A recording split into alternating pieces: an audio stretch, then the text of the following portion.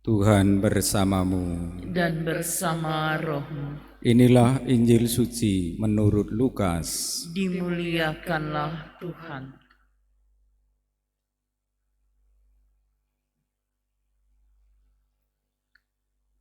Pada waktu itu Yesus sedang berdoa di salah satu tempat.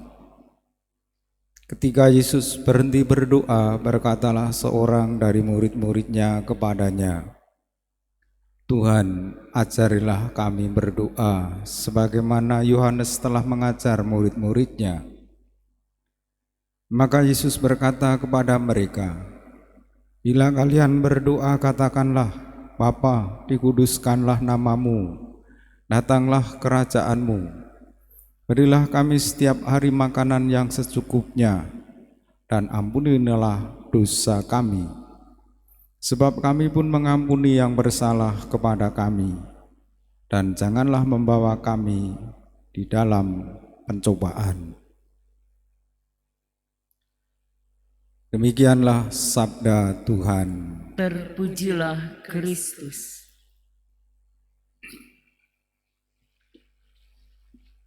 Umat Allah yang terkasih, kalau kita membaca Injil,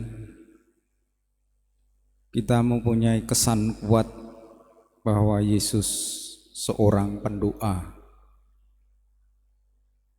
Yesus berdoa bukan ketika dia butuh pertolongan Bapa saja, tetapi bagi Yesus berdoa adalah seperti bernafas, sebuah keutamaan, sebuah penghayatan sebagai orang beriman. Secara manusiawi, Yesus berdoa setiap hari. Dan ketika berdoa tampaknya Yesus singkat saja. Maka murid-murid minta diajari berdoa. Murid-murid bertanya bagaimana Yesus berdoa. Selain kesan kuat bahwa Yesus seorang pendoa, Roh Allah selalu menyertai Yesus. Roh Allah itulah yang mengajari Yesus sebagai manusia ia berdoa. Dan dalam doa karena roh itu Yesus berseru, Allah disebutnya sebagai Aba, sebagai Bapa. Doa yang diajarkan Yesus bagi para muridnya juga bagi kita adalah inti hidup orang Kristiani. Kita mengakui Allah sebagai Bapa, sebagai Aba.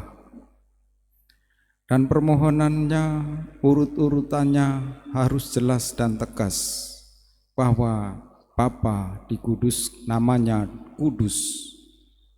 Dan permohonan yang kedua adalah datangnya kerajaan Allah di tengah-tengah kita. Lalu dilanjutkan dengan 3 permohonan yang penting untuk hidup sehari-hari. Bapa, berilah kami makanan secukupnya untuk setiap hari.